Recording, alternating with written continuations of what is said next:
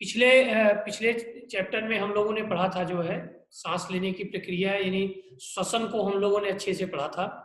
तो आज का हमारा विचारणीय प्रश्न है कि सांस लेने पर जो ऑक्सीजन गैस हमारे शरीर में प्रवेश करती है वह जाती कहाँ है। इसका जवाब आप लोग देना चाहेंगे? जो हम लोग सांस लेते हैं ऑक्सीजन गैस को, वो हमारे शरीर में जाती कहाँ है, इस पर हम लोग बात करते हैं। देखिए, हम लोग सबसे पहले देखिए, सांस जब हम लोग खींचते हैं अंदर, तो यह ऑक्सीजन क्या होती है? ऑक्सीजन फेफड़े की दीवार में स्थित रक्त वाहिनियां, फेफड़े की दीवार में रक्त वाहिनियां में उपस्थित रक्त द्वारा अवशोषित कर ली जाती है। समझ रहे हैं मेरी बात? जब हम लोग ऑक्सीजन अंदर खींचते हैं तो फेफड़े की जो दीवार पर रक्त वाहिनियां होती हैं, रक्त वाहिनियां जिसमें रक्त बहता है, तो उसके द्वारा जो है क्या होता है, ऑक्सीजन अवशोषित कर ली जाती है।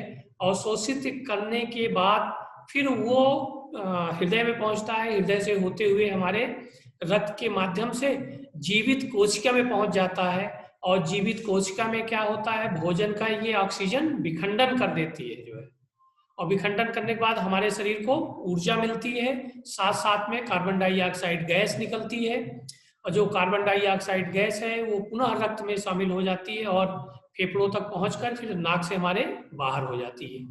ये हम लोग प्रोसेस कल श्वसन में अच्छे से पढ़ चुके हैं। आज हम लोगों को अगर मान लीजिए हमको इलाहाबाद जाना है, सगुन आपको इलाहाबाद जाना है, तो आप क्या करेंगी? साधन से जाना चाहेंगी या फिर कैसे जाएंगी? कैसे जाती हैं इलाहाबाद? सर, हम तो जाते ही नहीं है। अच्छा, मान लो दीदी आपकी गई थी एग्जाम देने, तो कैसे गई थी? हाँ, वो बच्चू भाई ने, हाँ शुभम भाई आए थे, वो उनको लेके गए थे रात में। वो सुबह गए पेपर देके, उसके बाद वो शाम को आए, छोड़ दिए। बाइक से गए?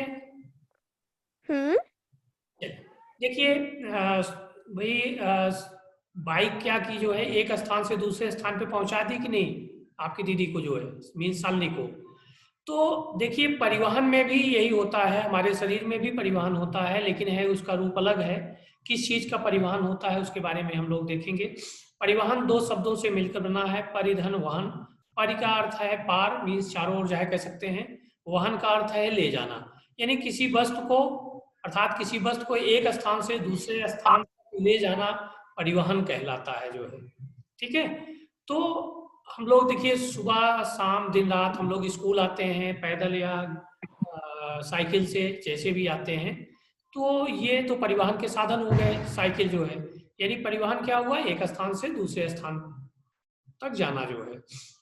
अब देखिए, हमारे शरीर में परिवहन किस चीज का करना है आज जो हम लोगों को पढ़ना है, तो हमारे शरीर में आज रक्त का परिवहन के बारे में पढ़ना है। तो हम लोग देखिए, मनुष्य में परिसंचरण तंत्र के बारे में हम लोग पढ़ेंगे। परिसंचरण तंत्र किन चीजों से मिल के बना है, उसमें आता है हृदय हो गया, रक्त वाहिनी, रक्त मिलकर परिसंचरण तंत्र का निर्माण करते हैं जो है। तो याद रखिएगा, मनुष्य में परिसंचरण तंत्र का निर्माण, हृदय, रक्त वाहिनियां, रक्त मिलकर मनुष्य में परिसंचरण तंत्र का निर्माण करते हैं। तो चलिए, सबसे पहले हम लोग हृदय के बारे में पढ़ेंगे कि हमारे शरीर में हृदय का कार्य क्या है, और इसको सगुन अच्छे से बता सकती हैं मेरे ख्याल से हृदय के बारे में।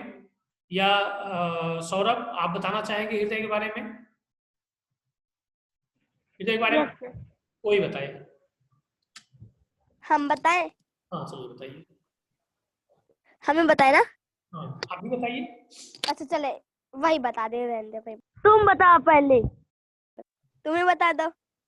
तुम बता दो पहले। एक मिनट, जरूरी है भैया, भूल जाएंगे। बेटा बेटा फालतू बात नहीं, एक और बताओ जिसको बताना हो, नहीं तो क्या हम बताएं?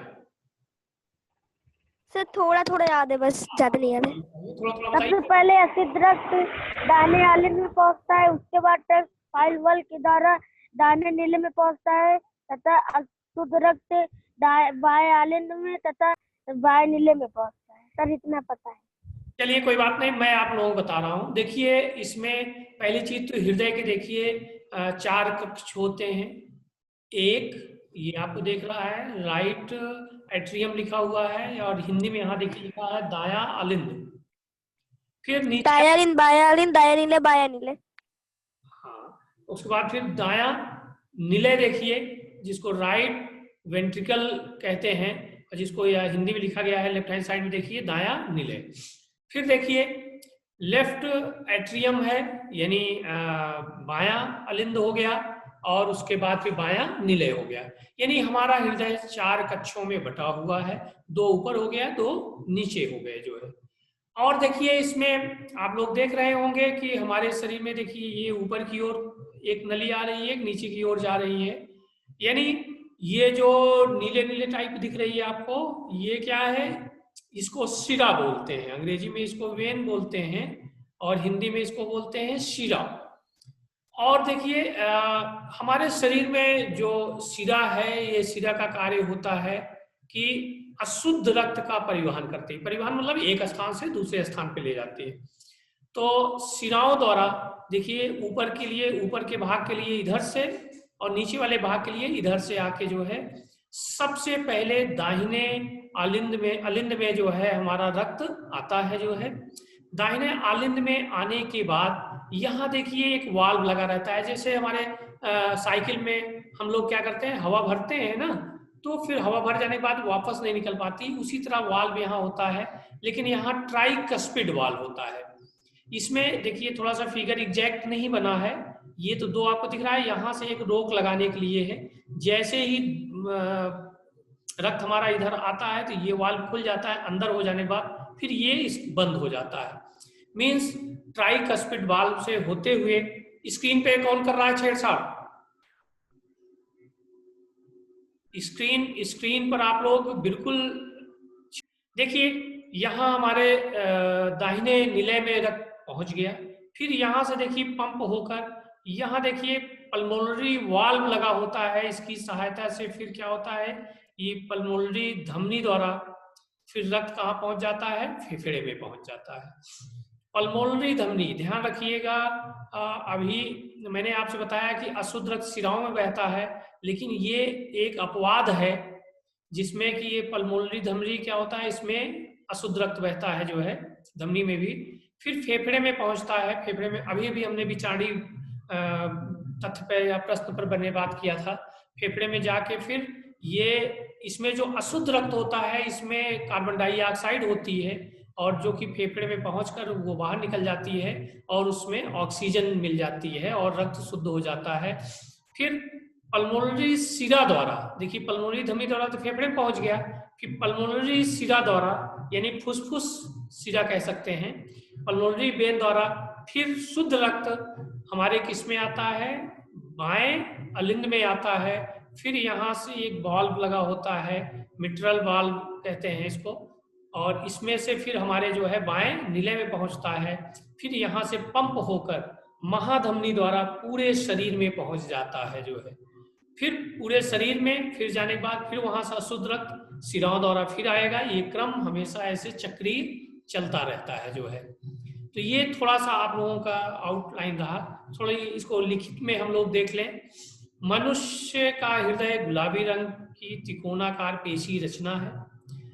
हृदय में 4 कक्ष होते हैं, दाया आलिंद राइट एट्रियम, दाया निलय राइट वेंट्रिकल, बाया आलिंद और बाया निलय होता है जो है। अभी हमने बात किया शिरा वेन। शिरा का कार्य क्या है, शरीर में कार्बन डाइऑक्साइड गैस युक्त मीन्स अशुद्ध रक्त के परिवहन का कार्य करती है, यानी ले आने ले जाने का कार्य करती है शरीर में। और धमनी आर्टरी ये क्या करती है, शरीर में ऑक्सीजन युक्त रक्त यानी शुद्ध रक्त के परिवहन का कार्य करती है। यानी और लेकिन अपवाद के रूप में अभी हम लोगों ने बात किया था, अपवाद के रूप में 2 इसमें हैं जो कि हम कह सकते हैं। देखिए पहला पल्मोनरी धमनी या फुसफुस धमनी में अशुद्ध रक्त का परिवहन होता है। हमेशा ध्यान रखिए, धमनी में शुद्ध रक्त का परिवहन होता है, लेकिन पल्मोनरी धमनी एक ऐसी है जिसमें अशुद्ध रक्त का परिवहन होता है। और दूसरा है कि पल्मोनरी शिरा, पल्मोनरी शिरा में क्या होता है या फुसफुस शिरा में, इसमें शुद्ध रक्त का परिवहन होता है। अभी अभी मैंने आप लोगों से बताया कि शिरा में अशुद्ध रक्त बहता है, लेकिन ये अपवाद स्वरूप पल्मोनरी धमनी ऐसी होती है जिसमें शुद्ध रक्त का परिवहन होता है। तो ये